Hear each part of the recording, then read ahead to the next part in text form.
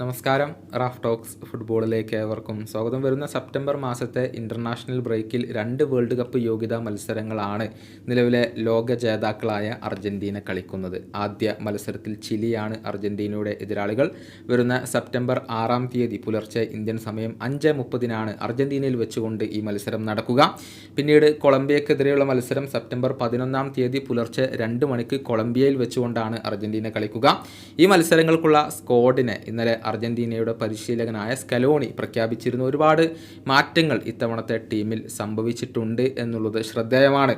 എടുത്തു പറയേണ്ട കാര്യം, ഒരു ട്രാൻസിഷൻ പീരിയഡിലൂടെയാണ് അർജൻറ്റീന നാഷണൽ ടീം ഇപ്പോൾ കടന്നുപോയിക്കൊണ്ടിരിക്കുന്നത്. എന്തെന്നാൽ കൂടുതൽ യുവതാരങ്ങൾ അർജൻറ്റീനയുടെ ടീമിലേക്ക് വന്നുകൊണ്ടിരിക്കുന്നു.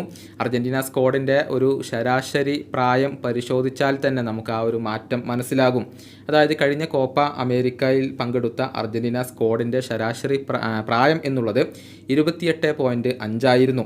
എന്നാൽ ഇത്തവണത്തെ സ്ക്വാഡിൻ്റെ പ്രായം 26.5 കുറഞ്ഞിട്ടുണ്ട്. ചില സുപ്രധാന മാറ്റങ്ങൾ ടീമിനകത്ത് സംഭവിച്ചിട്ടുണ്ട്. അത് നമുക്കൊന്ന് പരിശോധിക്കാം. 36-കാരനായ ഏഞ്ചൽ ഡി മരിയയും 37-കാരനായ ഫ്രാങ്കോ അർമാനിയും അർജൻറ്റീന ദേശീയ ടീമിൽ നിന്നും ഇപ്പോൾ വിരമിച്ചിട്ടുണ്ട്.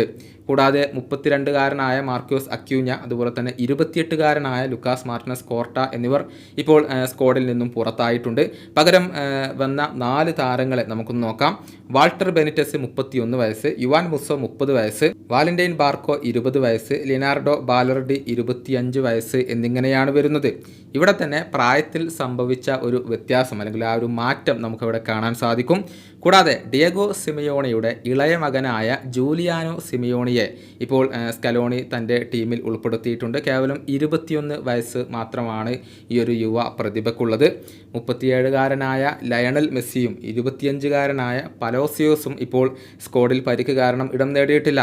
അതേസമയം കേവലം 21 വയസ്സ് മാത്രമുള്ള മറ്റിയാസ് സൂലെ, അതുപോലെ തന്നെ 22 വയസ്സ് മാത്രമുള്ള ഇക്കി ഫെർണാണ്ടസ് എന്നിവർ ഈ ഒരു സ്ക്വാഡിൽ ഇടം കണ്ടെത്തിയിട്ടുണ്ട്. കൂടാതെ 25 വയസ്സുള്ള വാലന്റീൻ കാസ്റ്റയ്യനോസും ഇപ്പോൾ പുതുമുഖമാണ്. ഇങ്ങനെ ഒരു തലമുറ മാറ്റമാണ് ചുരുക്കത്തിൽ അർജൻറ്റീന ദേശീയ ടീമിൽ ഇപ്പോൾ സംഭവിച്ചു കൊണ്ടിരിക്കുന്നത്. ഈ വീഡിയോയുടെ അവസാനിപ്പിക്കുന്നു.